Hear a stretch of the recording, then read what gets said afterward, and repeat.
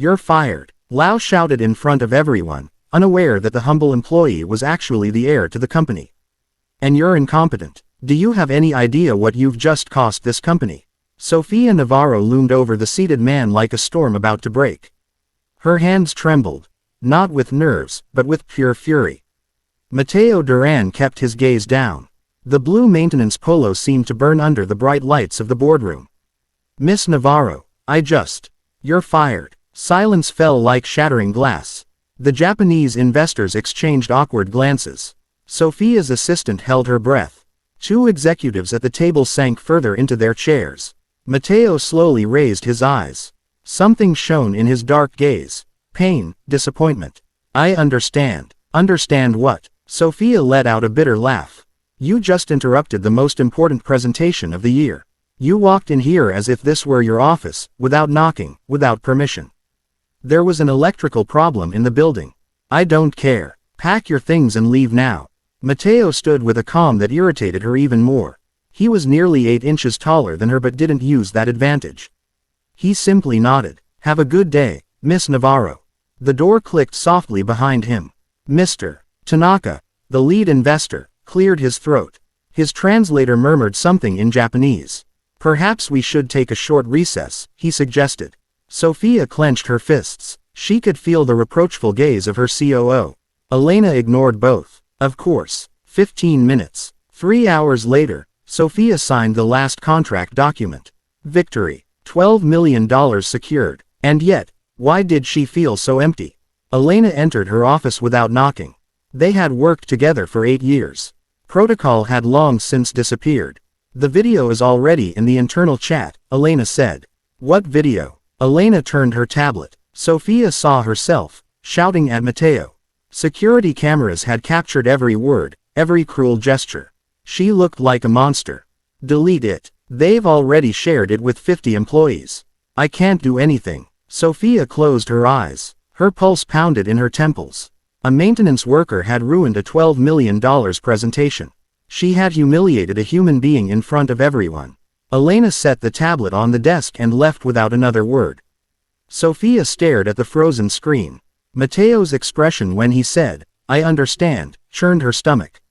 Sofia hadn't reached CEO of Empresas Castillo at 32 by being weak. She had joined as VP of Strategy 8 years prior, after 3 years at McKinsey and an MBA from Columbia. While other women sought balance, she pursued excellence. The cost had been high. No friends, no partner, no time for anything but work. But was it worth it? Or, she opened the internal security system and checked the date from 2 months ago. She saw Mateo's first day at the company, arriving early, smiling at the receptionist, helping an employee with heavy boxes. In the following weeks, she saw him in nightly videos, always working late, fixing things no one else noticed. One particular night made her stop in her tracks. She had been in her office until 2 a.m. preparing a presentation. Mateo entered to check the air conditioning. You work too much, Miss Navarro. Work doesn't do itself, and life isn't lived alone. She had ignored him then. Now, those words echoed differently. She slammed the laptop shut. A maintenance worker had no right to give her life advice. Her phone vibrated. Unknown number. Sofia Navarro. It's me. This is Licenciado Mendez from Mendez & Associates. I represented the estate of the late Roberto Castillo. Sofia frowned. Don Roberto had died 3 weeks ago. She knew him only vaguely. He had retired years before she joined. How can I help you? You are summoned for the reading of the will tomorrow at 10 a.m. in our offices. Your presence is mandatory. Paseo de la Reforma 250, 12th floor. She was about to protest when he hung up. Why would a retired founder include her in his will? It didn't make sense. Her phone vibrated again. Elena, the maintenance staff resigned in protest. 5 people. This is getting out of control. Sofia threw the phone on the desk. Perfect. Absolutely perfect. That night, she couldn't sleep.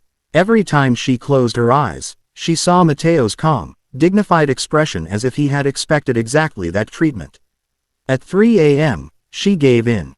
She made coffee and opened her laptop. Mateo Duran's personal file was strangely empty. 6 months in the company, previous reference, maintenance at a hotel in Cuernavaca. Before that, nothing, as if he had appeared out of nowhere. A message lit up her phone. Unknown number. Not everyone is as they appear, Miss Navarro. Some secrets change everything. Her skin crawled. The message self-deleted before she could reply. The next morning dawned gray over Mexico City. Sophia dressed in her battle armor. Black Armani suit, Louboutin heels, hair in a perfect chignon. The law firm occupied an entire floor in one of the most exclusive Reforma towers. The receptionist guided her to a huge boardroom. 10 people were already waiting. She recognized several Castillo company directors, the rest were likely family. Licenciado Mendez entered with a leather briefcase. Behind him, Sophia forgot how to breathe. Mateo Duran walked in behind the lawyer, not the same Mateo in the blue polo and tools. This Mateo wore a perfectly tailored Italian suit, gold cufflinks, and a Patek Philippe watch. His eyes met hers. No surprise, no triumph, only a silent question. "Good morning, everyone," Licenciado Mendez said. "Thank you for your punctuality. We will now proceed with the reading of the will of Don Roberto Castillo Mendoza." Sophia couldn't look away from Mateo. He took a seat directly across from her. "Before we begin, I must clarify something important," the lawyer continued. "Some of you do not know the main heir." He gestured toward Mateo. "I present Mateo Castillo Duran, sole heir of Don Roberto Castillo." The world stopped. "What?" The word escaped Sophia's lips in a broken whisper. Mateo didn't smile or move. He just looked at her with eyes she now fully understood. The lawyer continued, but Sophia didn't hear a word. Her mind replayed the same horror again and again. She had fired him, humiliated him, and he owned everything. Silence in the room was leaden. Sophia felt every gaze piercing her. The CFO, Rodriguez, didn't hide his satisfaction. He had always resented a 32-year-old woman as his boss. Mateo remained still, waiting. Don Roberto had left very specific instructions.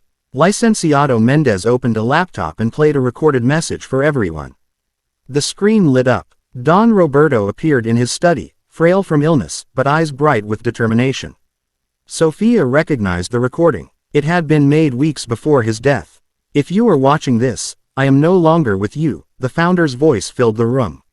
"My son Mateo will inherit 70% of Empresas Castillo, full control. The decision is irrevocable." Sophia closed her eyes. 70%. Mateo could do whatever he wished.